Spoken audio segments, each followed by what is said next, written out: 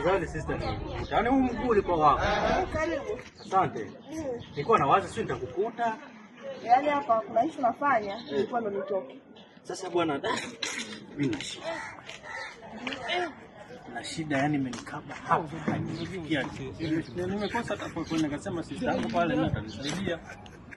Lemoni parangu. Bwana mimi naomba nikopeshe kitu kimoja tu. Ndani ya siku mbili tu nitakuwa nisharudi. Dada yake hiyo pochi. Alipagi huyo. Halipi. Basi leo kushukuru. Asante, fanya hilo. Wewe dada utauponza halipi. Na katoka kupigwa huyo.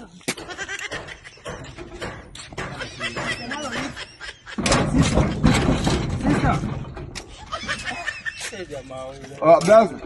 Hauna tajero hapo ya nauli. Sasa jero kitu kaniharibiki.